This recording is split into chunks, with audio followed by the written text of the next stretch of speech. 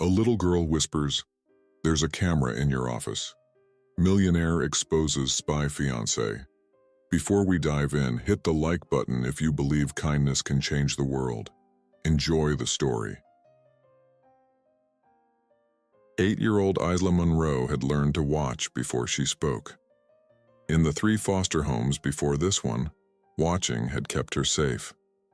Watching had taught her which adults meant what they said, and which ones smiled while their eyes stayed cold. Now standing in the doorway of Eli's home office, she watched again. Her adoptive father sat rigid at his mahogany desk, his face illuminated by the blue glow of his computer screen. The afternoon sun streamed through tall windows, casting long shadows across the room filled with technology that hummed and blinked, like a digital heartbeat. Eli Monroe, 30 years old and already worth millions from his cybersecurity empire, barely glanced up when Isla appeared.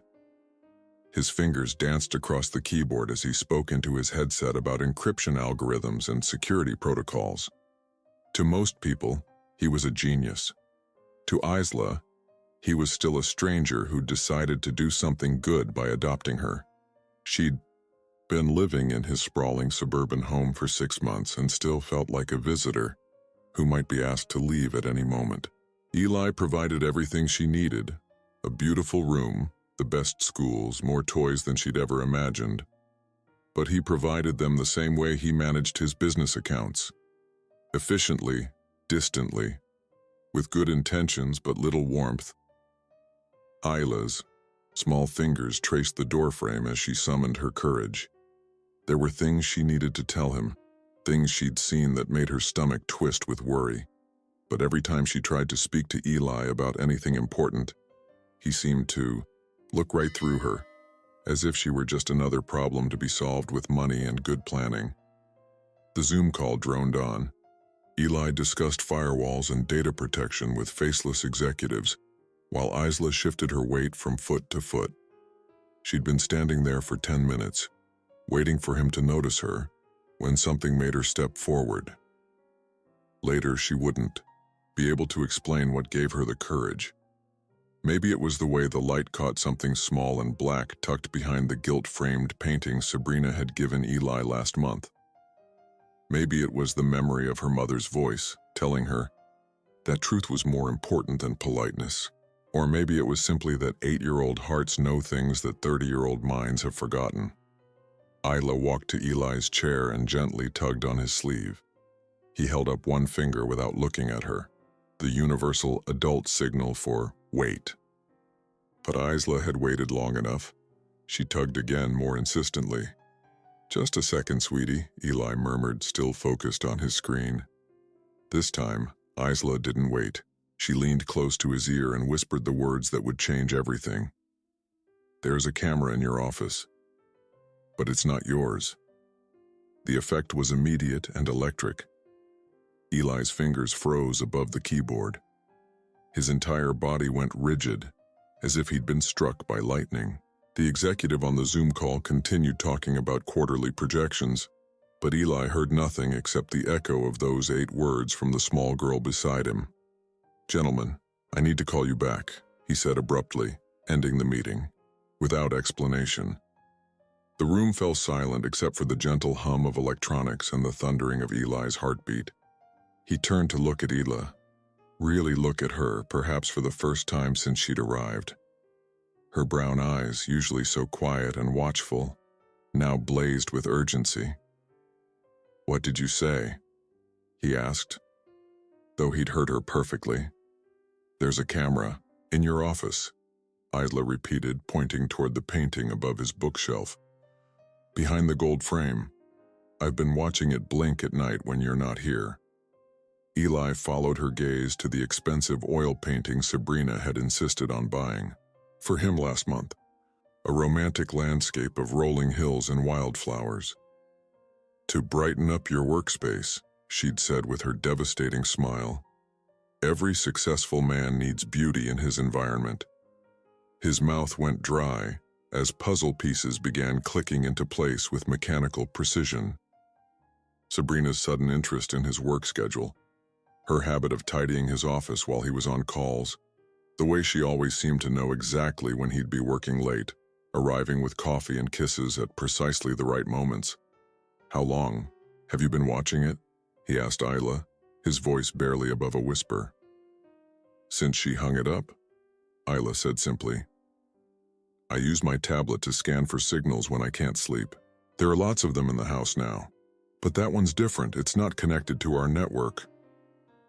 Eli stared at this small girl who just turned his world upside down with a single sentence. In 6 months of living together, they'd barely had a real conversation. He'd hired the best nannies, enrolled her in the most prestigious schools, bought her everything a child could want. But he'd never really listened to her. He'd never imagined that behind those quiet, watchful eyes was a mind sharp enough to detect surveillance equipment that he, a cybersecurity expert, had missed entirely. The weight of what she was telling him began to settle like ice in his chest. If there was a camera, if someone was watching, if Sabrina was involved, the prototype security algorithm he'd been developing, worth potentially hundreds of millions of dollars, sat on the very computer he used every day in this room. "Isla," he said, and for the first time, he truly saw her. Not as a responsibility or a good deed, but as a person, as someone who might just have saved him from a catastrophe he never saw coming. "We need to talk." Isla's revelation hung in the air between them like smoke from a fire that had just begun to burn. Eli pushed back from his desk, his mind racing through implications and possibilities, while the 8-year-old girl who'd just potentially saved his empire waited patiently for him to process what she told him. "Show me," he said finally. "Show me everything you've seen." For the first time since she'd arrived at his house, Isla smiled. Not the polite, careful smile she wore around adults, but a real one.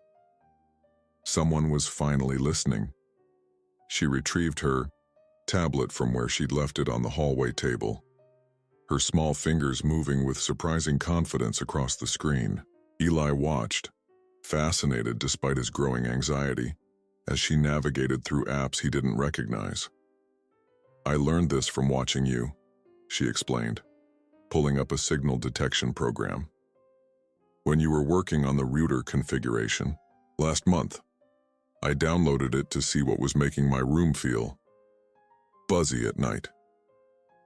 The tablet screen filled with a network map of their house. Eli recognized his own devices: computers, phones, smart home systems, security cameras. But there were others, unfamiliar signals that made his blood run cold. "There," Isla pointed to a cluster of red dots. "These appeared after Sabrina started visiting more often. This big one is behind your painting. This smaller one is in the living room, inside that crystal vase she brought you. And this one," she scrolled to show the master bedroom, "is in your nightstand." Eli's world tilted. The woman he'd been falling in love with, the woman he'd been considering proposing to, had been systematically bugging his home. Every private conversation, every business call, every intimate moment, all of it recorded and transmitted to unknown receivers. "How long have you known?" he asked, surprised by how steady his voice remained. 3 weeks, Isla said quietly. "I kept trying to tell you, but..." She trailed off, but they both knew why she'd hesitated. He'd been too busy, too distracted by work and by Sabrina's intoxicating presence to pay attention to anything an 8-year-old might have to say. "Tell me about Sabrina," he said. "What have you seen her do?" Isla's expression grew serious, taking on that watchful quality he now realized meant she was remembering everything with perfect clarity.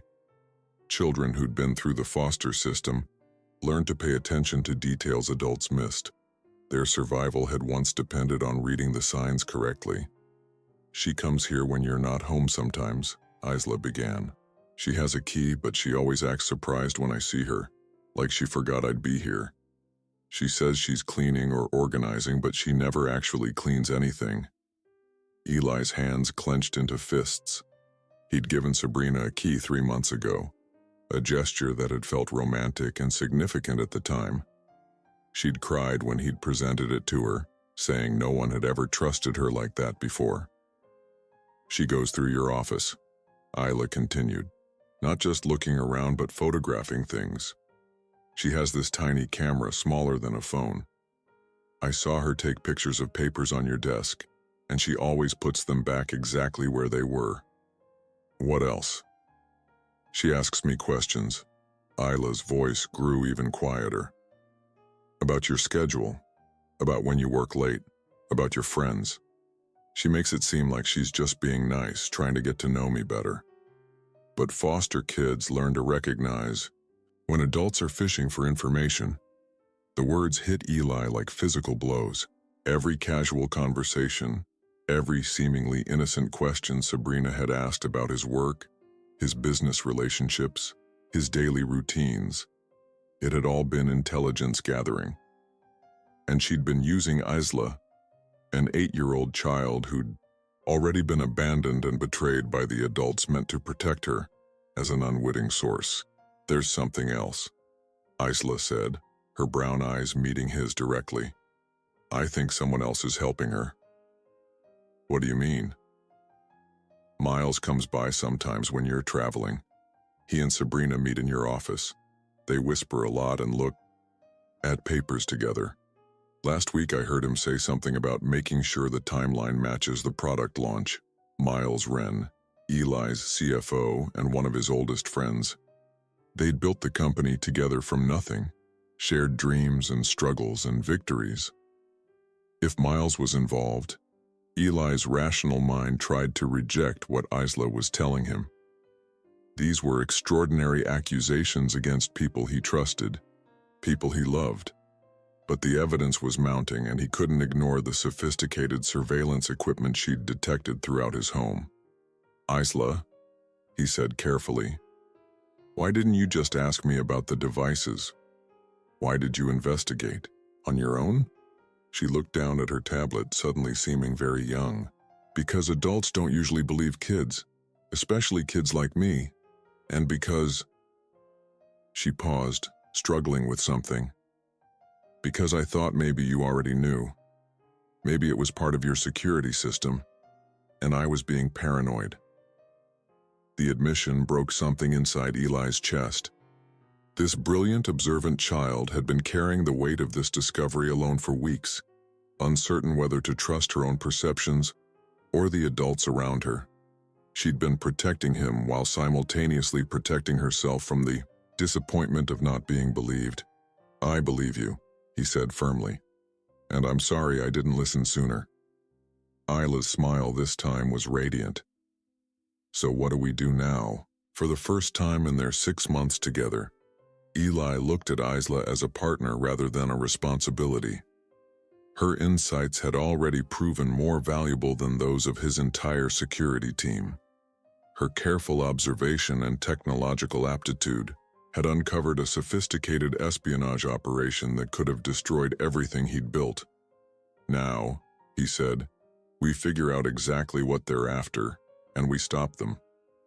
Trust is earned in moments like these. Think about a time when someone surprised you with their wisdom or strength.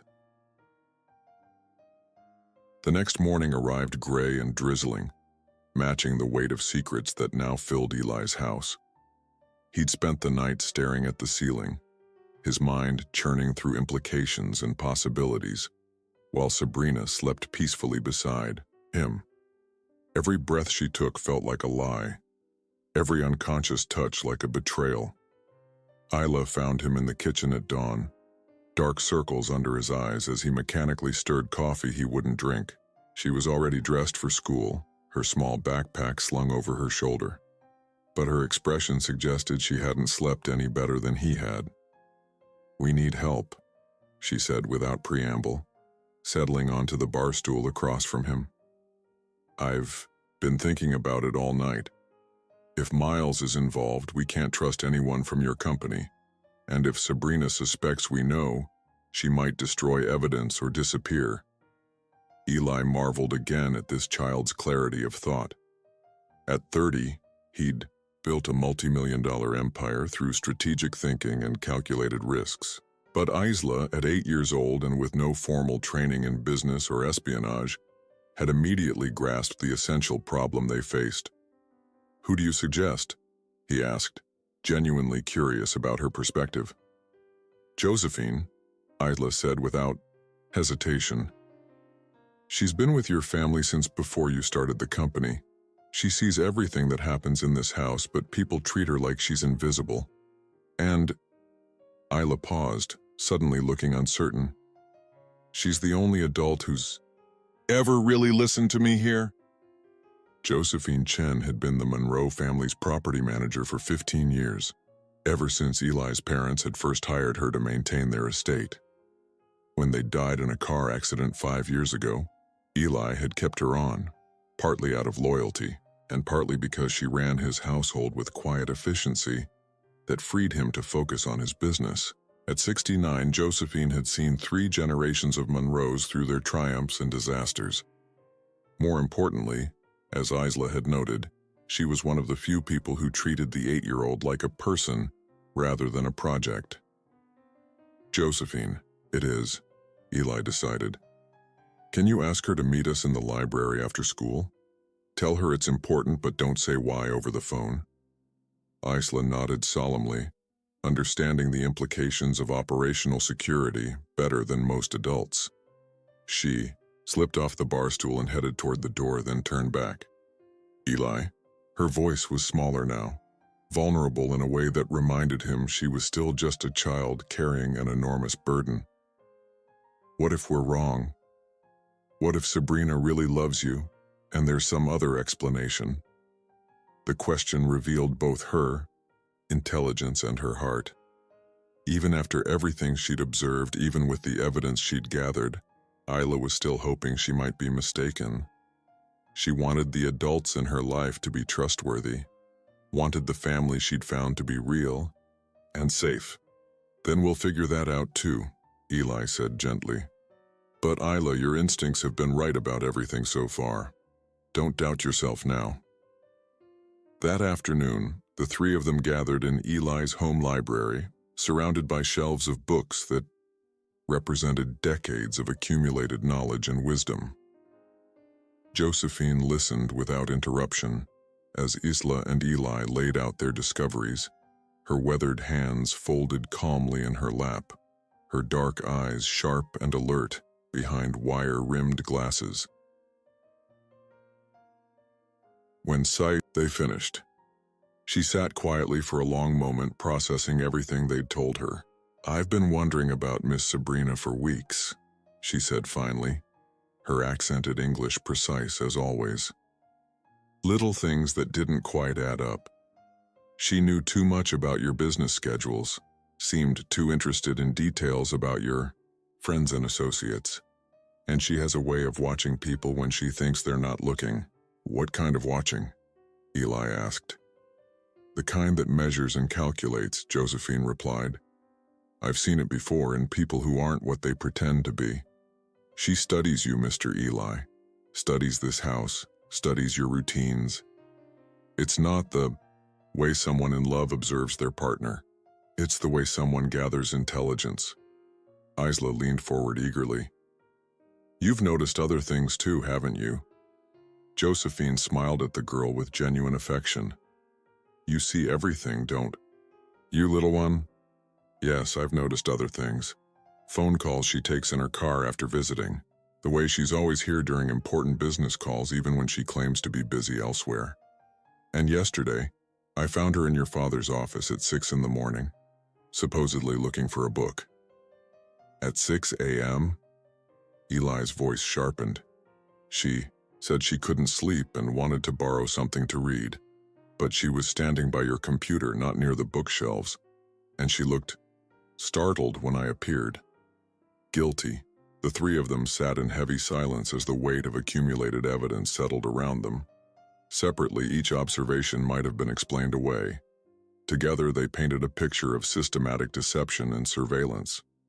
"So what's our next move?" Josephine asked. And Eli realized she'd automatically positioned herself as part of their team.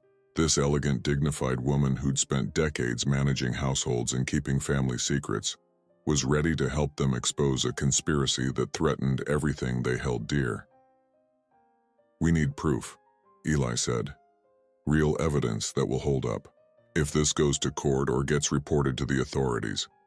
And we need to find out who she's working for and what they're really after." "I can help with that," Isla said quietly. "The surveillance devices she planted, they work both ways. If I can access their signals, I might be able to trace where they're transmitting to, maybe even intercept what they're sending." Both adults stared at her in amazement. This 8-year-old girl was proposing to conduct counter-surveillance operations that would challenge experienced intelligence professionals. "Where did you learn to do that?" Josephine asked gently. Isla shrugged, suddenly looking embarrassed. "I read a lot. And I watch you work," she said to Eli. "Your cybersecurity programs aren't that different from the apps kids use to monitor network traffic for gaming. I just adapted them." Eli felt a surge of something that might have been pride, followed immediately by protective worry. Isla's capabilities were remarkable, but she was still a child who'd already been through too much.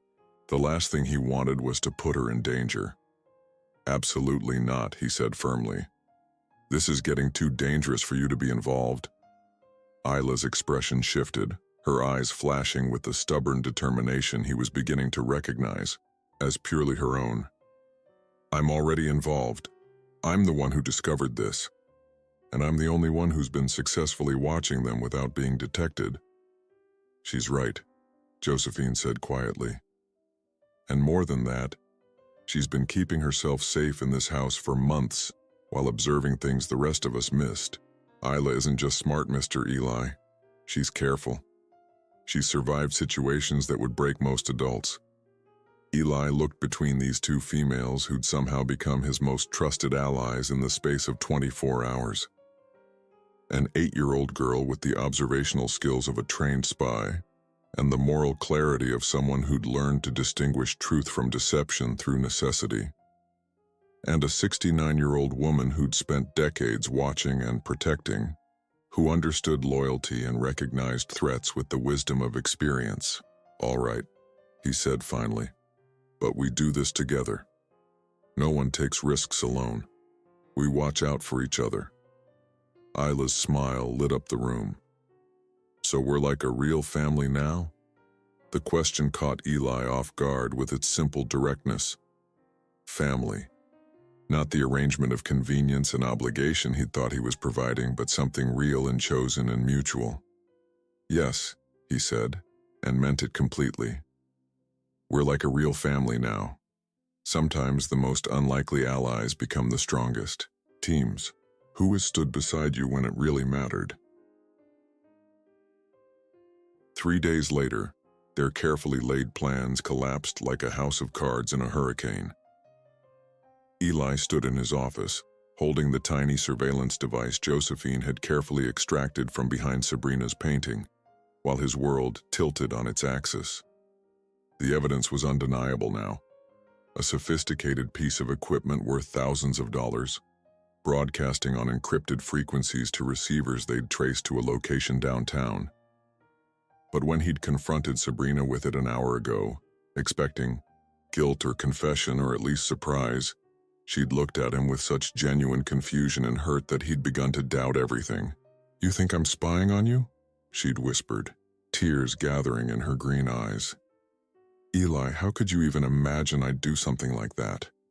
Her reaction had been so perfect, so utterly believable that for a moment he'd wondered if they'd made a terrible mistake.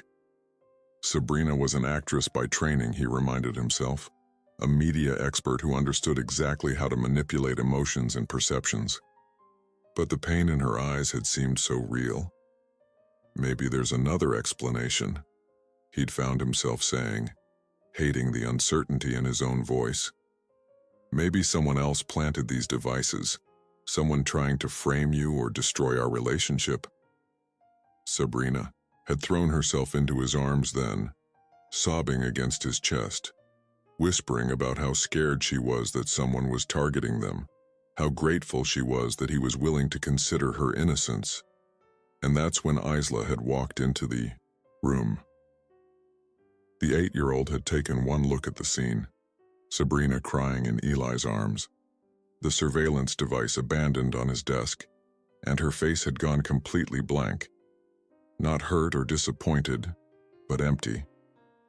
Shut down. It was an expression Eli recognized from their first few weeks together, when she'd still been braced for rejection and abandonment. "Isla, sweetheart," he'd started, but she'd turned and walked away without a word. Now, an hour later, he couldn't find her anywhere in the house.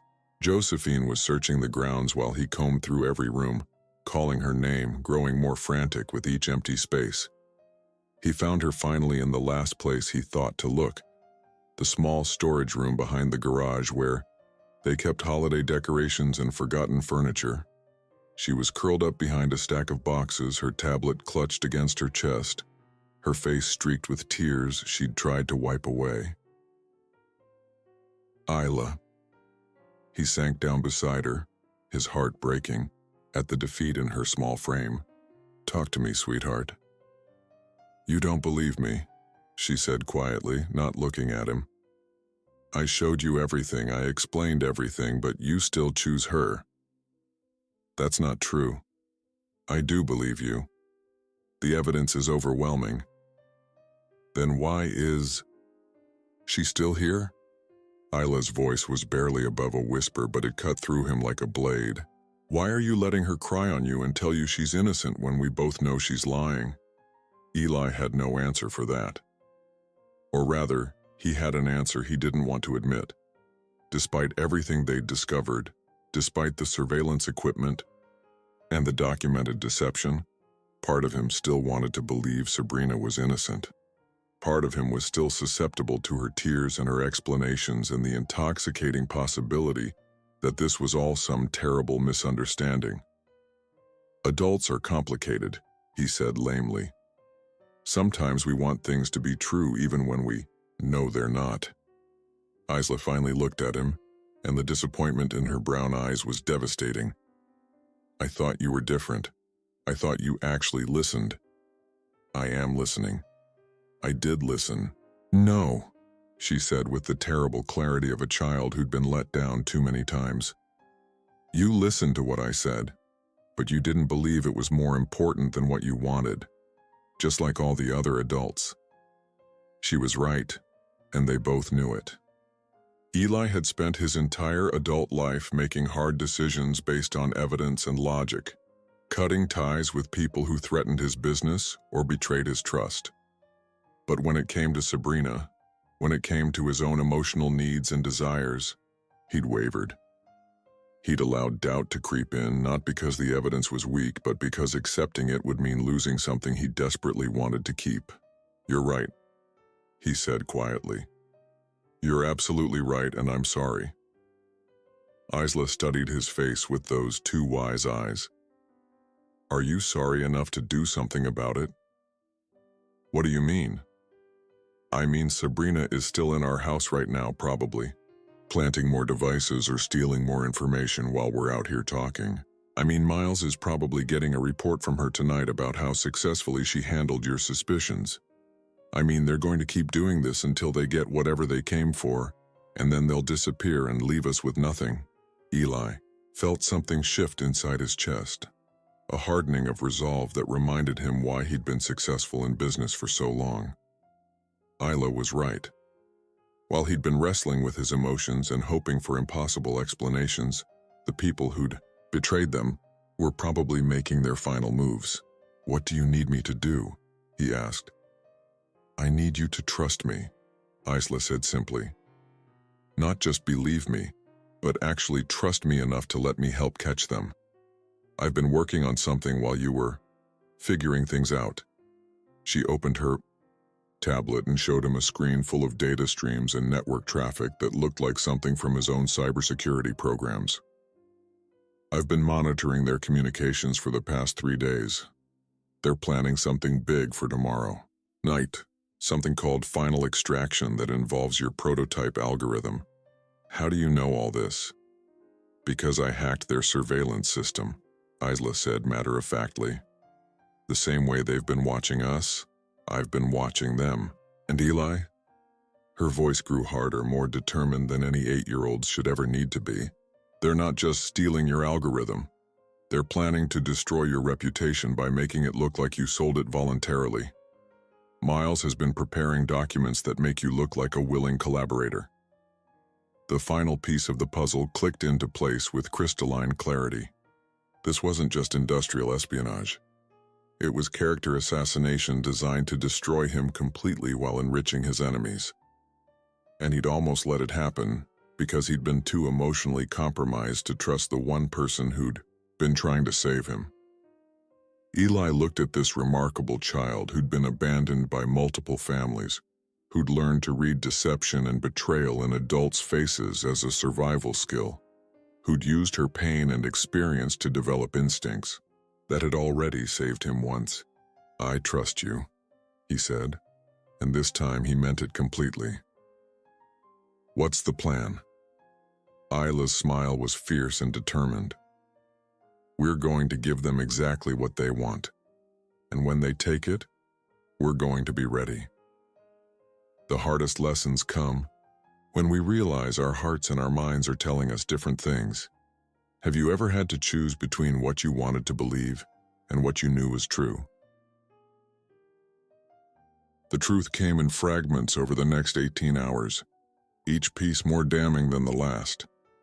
Josephine found the first breakthrough while sorting through financial records she'd quietly been investigating. Miles Wren, Eli's trusted CFO and supposed best friend, had received 3 separate wire transfers totaling $200,000 over the past 6 months. The money had come from shell companies ultimately traced to Apex Industries, Eli's biggest competitor in the cybersecurity market. "He's been selling you out from the beginning," Josephine told Eli grimly as they huddled around her laptop in the library. "Every business strategy, every client meeting, every product development timeline, he's had access to all of it, but it was Isla who uncovered the scope of their betrayal. Using techniques that impressed even Eli's professional paranoia, she'd managed to decrypt portions of the communications between Sabrina and her handlers. What they revealed was a conspiracy more sophisticated and cold-blooded than any of them had imagined. "Look at this," Isla said, pulling up intercepted text messages on her tablet. "Sabrina isn't just some corporate spy they hired. She's been working for Apex for 3 years, specializing in what they call intimate infiltration of target executives." Eli's blood turned to ice as he read over her shoulder. The messages discussed Sabrina's previous assignments, a defense contractor in DC, a pharmaceutical executive in Boston, a tech startup founder in Seattle.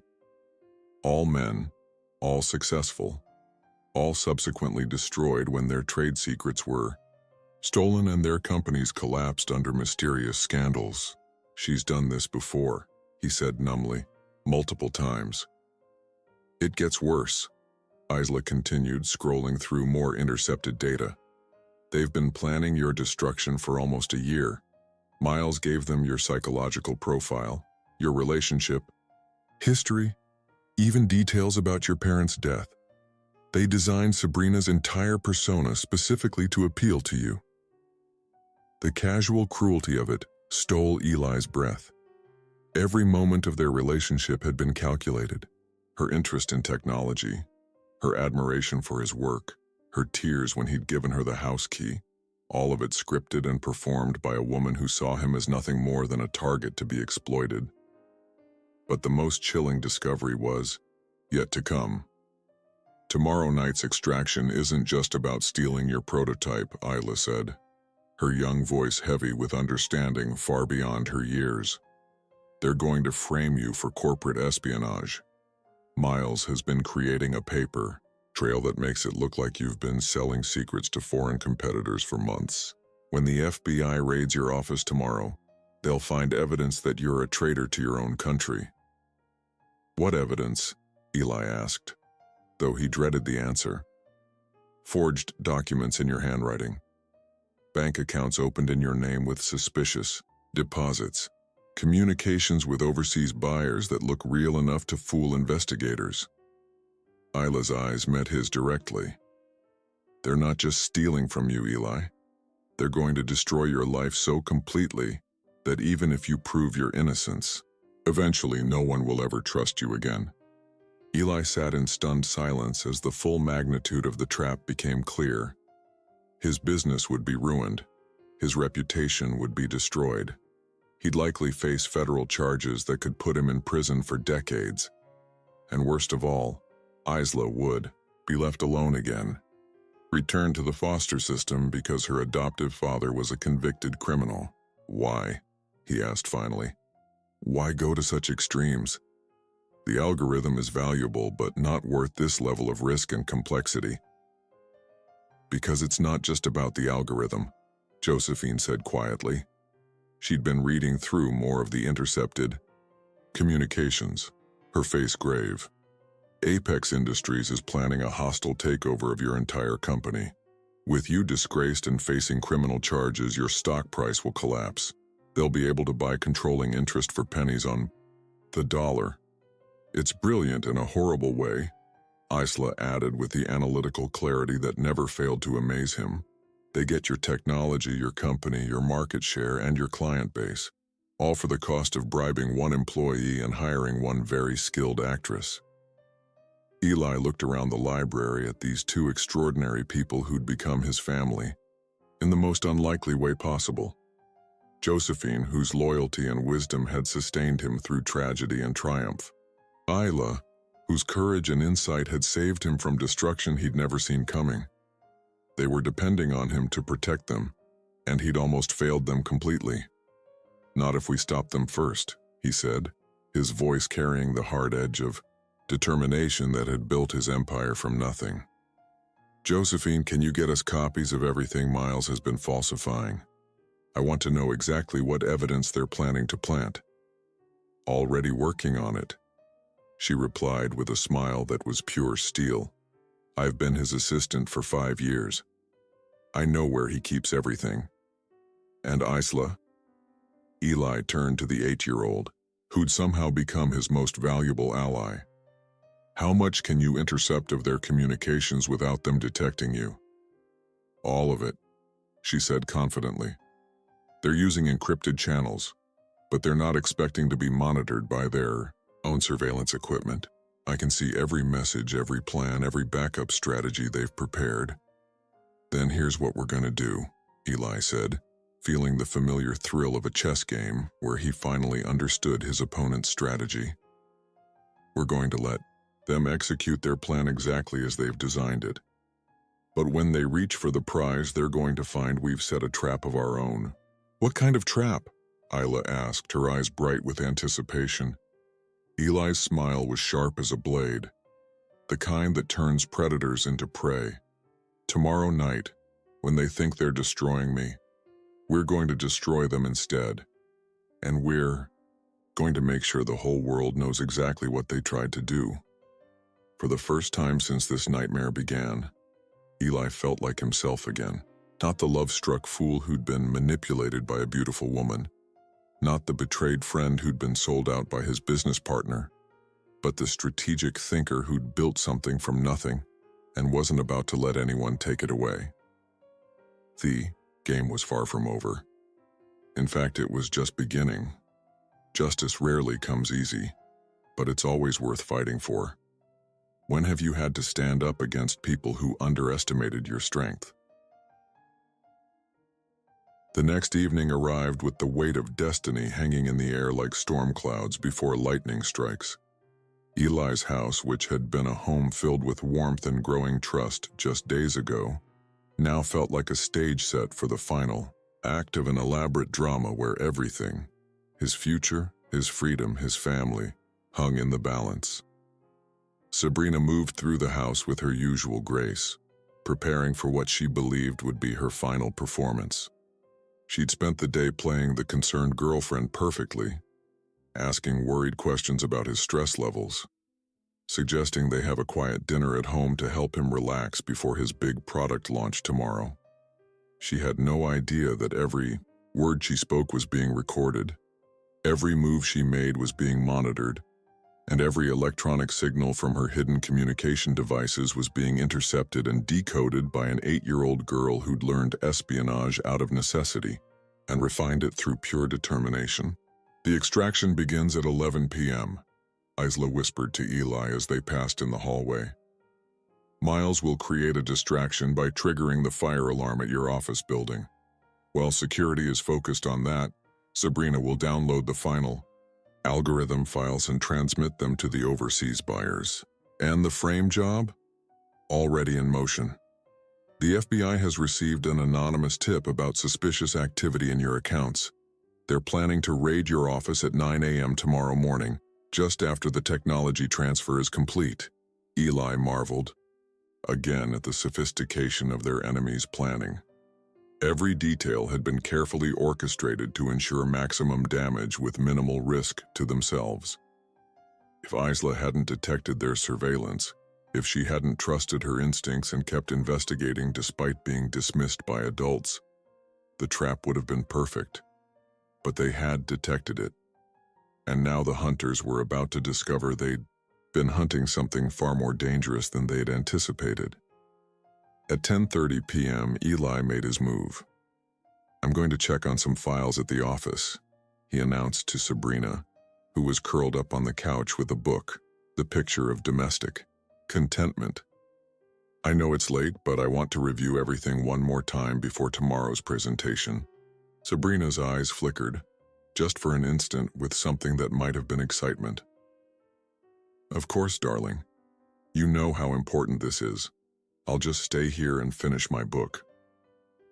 "Actually," Eli said, as if the thought had just occurred to him, "why don't you come with me? I could use the company and you always make me feel more confident." For a split second, Sabrina's mask slipped. Eli caught a glimpse of calculation behind her loving smile, the rapid mental adjustment as she weighed the implications of this unexpected invitation. "I'd love to," she said finally, "but I'm feeling a bit tired. Besides, you work better when you're not distracted by me."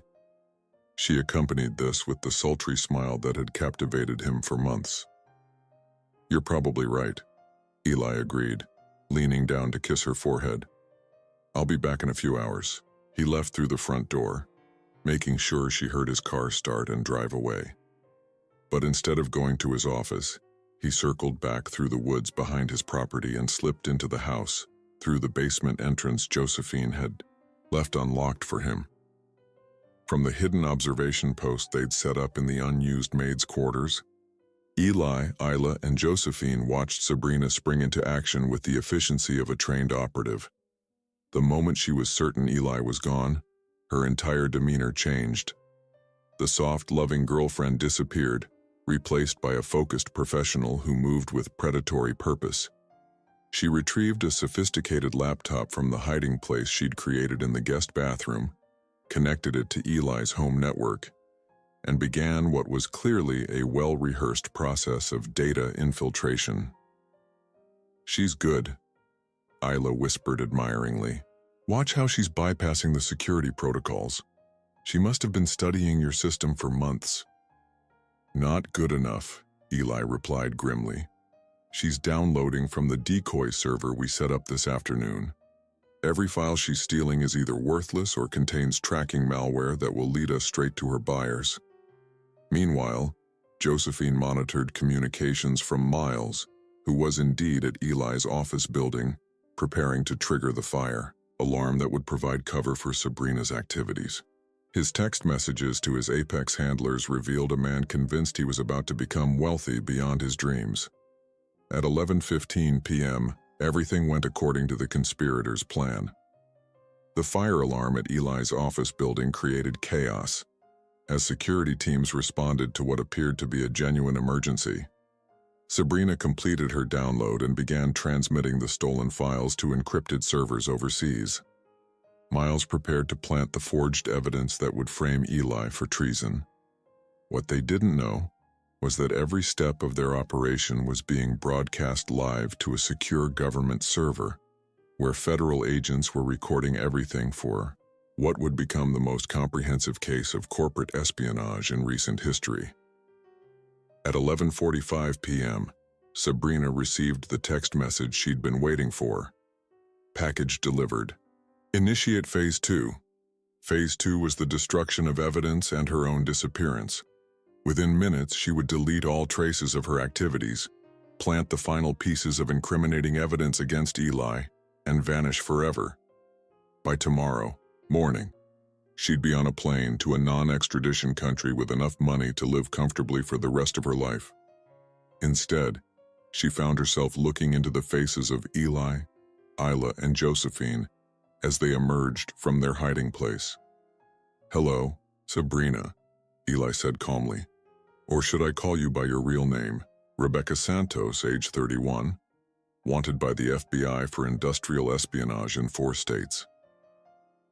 The transformation was instantaneous and chilling. The woman who'd spent months convincing him she loved him disappeared completely, replaced by someone whose eyes held nothing but cold calculation and barely contained rage. "You have no idea what you've stumbled into," she said, her voice carrying an entirely different accent now.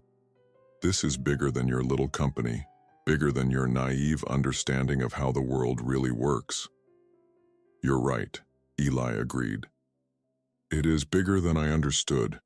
That's why the FBI has been recording everything for the past 6 hours. That's why your buyers overseas are actually federal agents conducting a sting operation. And that's why Miles is currently being arrested."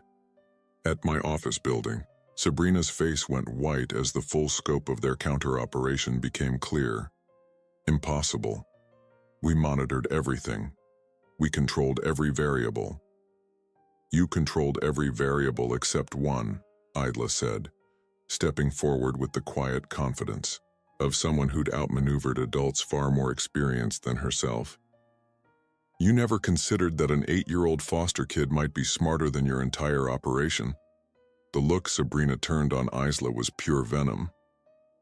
"You little—" "I wouldn't finish that sentence," Eli interrupted, his voice carrying a warning that made Sabrina take an involuntary step backward. "You're talking to the person who saved my life and exposed your entire criminal network. Show some respect." Outside, the sound of sirens grew louder as federal agents surrounded the house. The trap that had taken months to set was finally springing shut, not on Eli, but on the people who'd tried to destroy him. Justice, Eli reflected, sometimes came in the most unexpected packages. The most satisfying victories are the ones where the underestimated rise up to protect what matters most. 6 weeks later, Eli stood in the courthouse lobby watching Miles Wren being led away in handcuffs, his former CFO and supposed best friend now facing federal charges that would likely keep him imprisoned for the next 20 years. The man who'd helped him build his company from nothing, who'd shared dreams and struggles and what Eli had believed was genuine friendship, had looked right through him as if he were a stranger. Betrayal, Eli had learned, left scars that went deeper than any physical wound. But healing, he was discovering, could come from the most unexpected sources. "He looks smaller than I remembered," Isla observed quietly from beside him. At 8 years old, she'd become the star witness in a federal investigation that had unraveled a corporate espionage network spanning multiple industries and several countries. Her testimony had been so clear, so detailed, and so technologically sophisticated that prosecutors were calling it the most compelling evidence they'd ever presented. "People usually do when you see them clearly," Josephine replied, adjusting Isla's new dress. The formal adoption proceedings had concluded an hour ago, and Isla Monroe was now officially, legally, and permanently part of their family. Eli looked down at the adoption certificate in his hands, the legal document that meant far less than the emotional truth they'd all discovered over the past 2 months. Family wasn't about paperwork or blood relations or good intentions. It was about choosing to stand together when the world tried to tear you apart. It was about trust earned through crisis and love proven through action. "So what happens now?" Isla asked, slipping her small hand into his. The gesture was natural now, comfortable in a way that spoke of security and belonging rather than politeness or duty. "Now we go home," Eli said simply.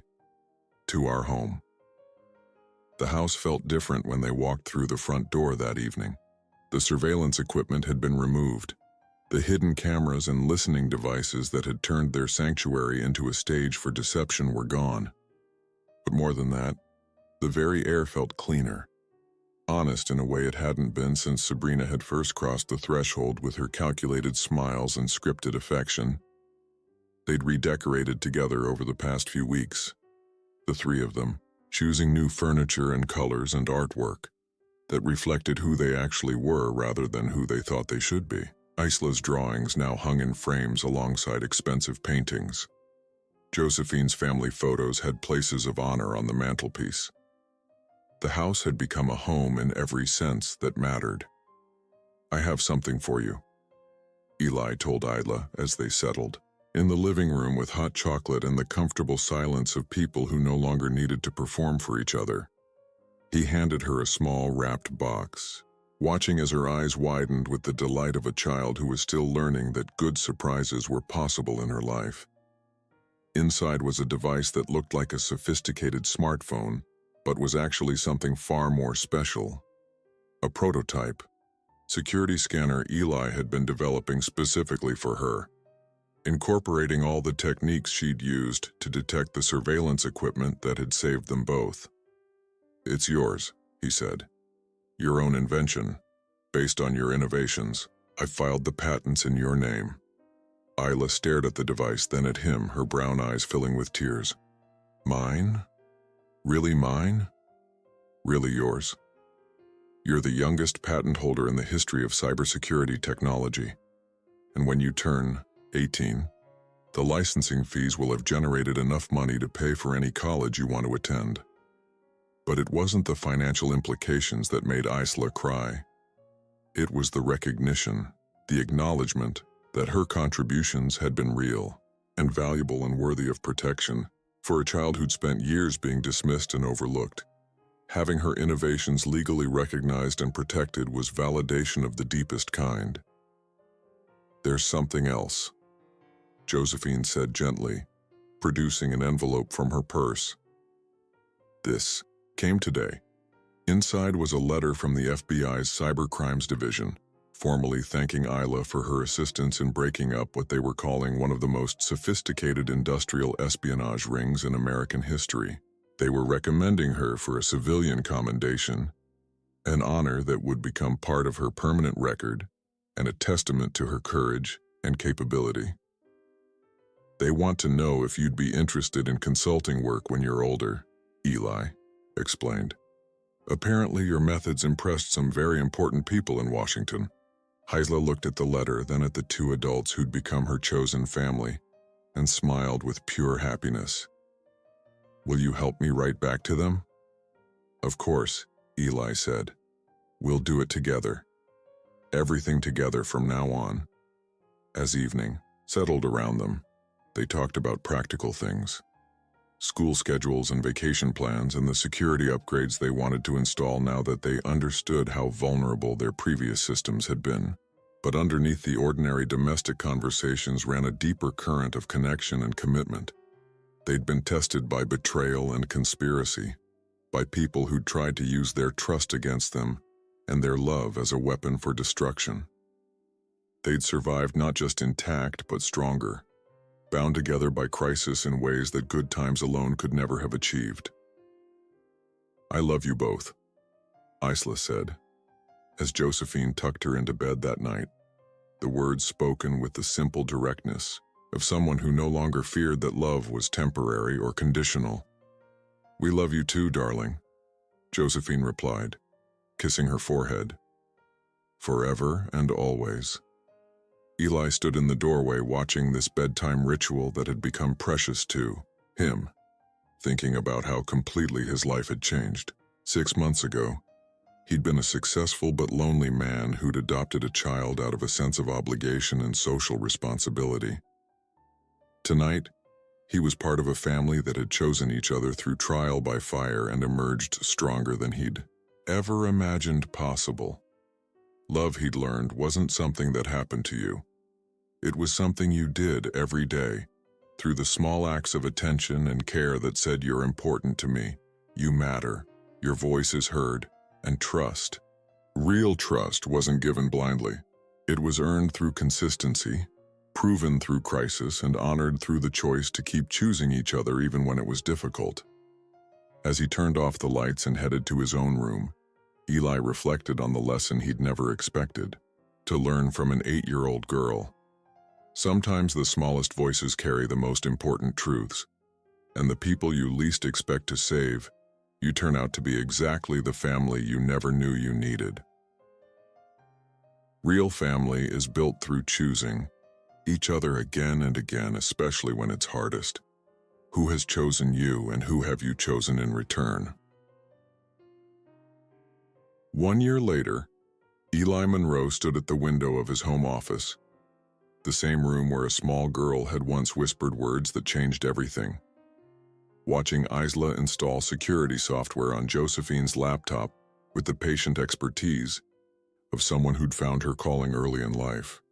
The sun streamed through windows that now held no secrets, illuminating a space that had been transformed from a target for espionage into a sanctuary for innovation.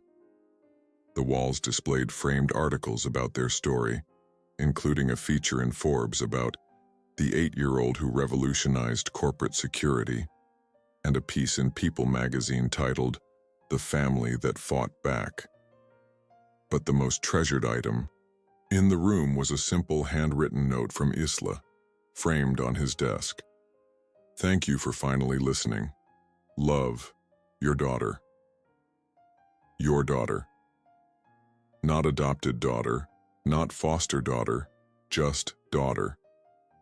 The distinction mattered in ways that legal documents could never capture. "Are you sure you want to do this?" Josephine asked from the doorway, her voice carrying the gentle concern of someone who'd watched him rebuild his life from the ground up over the past year. Eli nodded, looking at the calendar on his desk.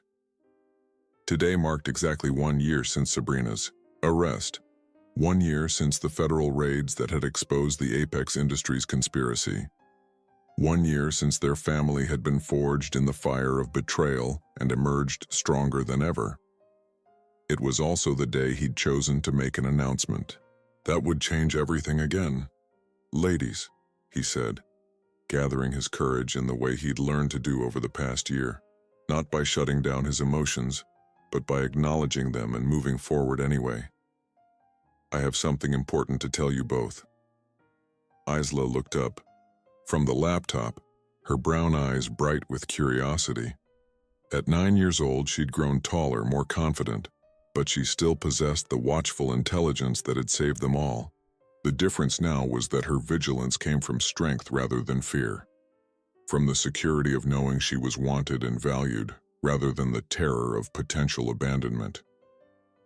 "I've decided to step back from day-to-day operations at the Yeur company," Eli continued.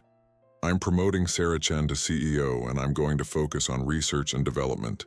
Specifically, I want to work on technology that helps protect families like ours." Josephine smiled knowingly.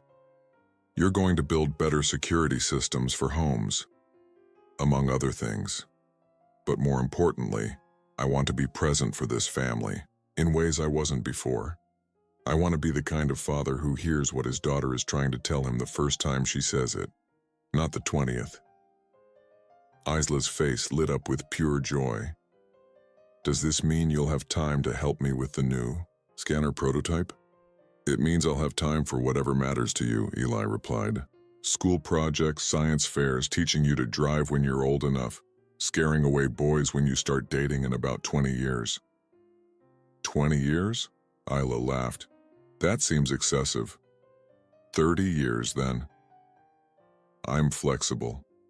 Josephine shook, her head with fond exasperation. Men, always thinking they can control timing when it comes to matters of the heart. But her eyes held deep approval as she watched the easy banter between father and daughter. This was what she'd hoped for when she'd first encouraged Eli to really listen to Isla. Not just the resolution of a crisis, but the building of genuine relationship that would sustain them through all the ordinary challenges and joys that lay ahead. There's something else, Eli said, his tone growing more serious. I've been thinking about what we learned this year, about how easy it is for people to be fooled by those who prey on trust and loneliness. I want to do something about that. He pulled out a business plan he'd been working on for months, pages of detailed proposals and financial projections for something entirely new. I want to start a foundation, he explained. An organization that helps people who've been targeted by confidence schemes, romance scams, corporate espionage. I want to provide resources for victims, training for law enforcement, and education programs that teach people to recognize the warning signs. What would you call it? Isla asked, already scanning through the proposal with the rapid comprehension that never failed to amaze him. The Isla Foundation, Eli said simply, named after the person who taught me that wisdom doesn't come from age or experience alone. It comes from paying attention to the truth, even when that truth is inconvenient or painful. Isla stared at him, speechless for one of the few times in their relationship. The idea that her name would be associated with helping others, that her experience and insights would be used to protect people from the kind of deception they'd faced, clearly overwhelmed her in the best possible way. I think, Josephine said quietly, that sounds like exactly the right way to honor what you've all learned over the following months. As the foundation took shape and began its work, Eli discovered that the lessons Isla had taught him extended far beyond cybersecurity and corporate espionage. She'd shown him that listening, really listening to the people you love, was the foundation of every meaningful relationship.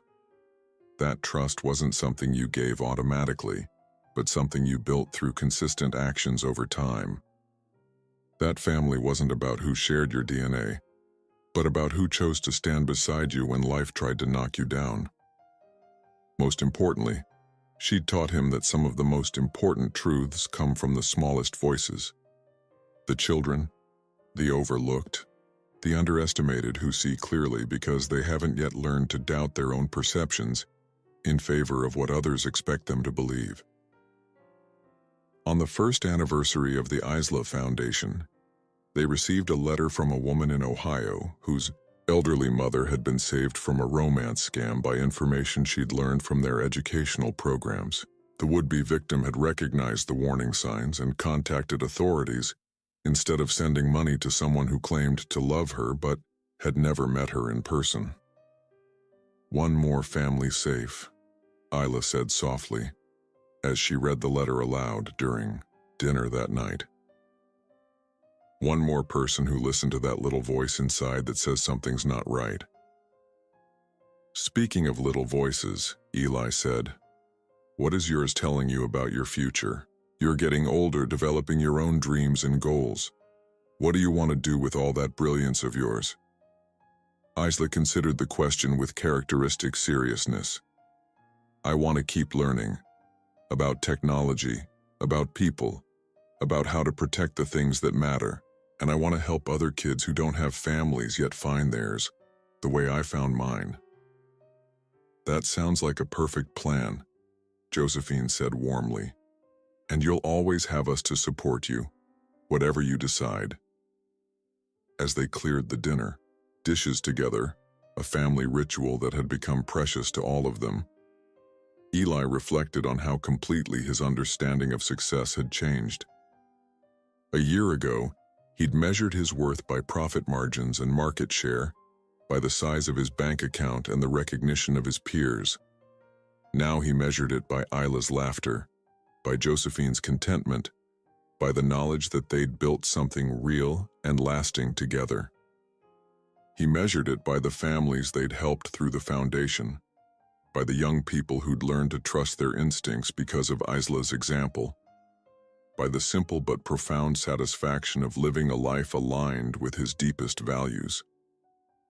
That night, as he tucked Isla into bed, a ritual she still treasured despite her growing independence, she looked up at him with those wise brown eyes that had seen too much too early, but had never lost their capacity for hope. "Thank you," she said, simply. "For what, sweetheart?" "For listening, for believing me, for becoming the kind of father who hears what his daughter is trying to tell him."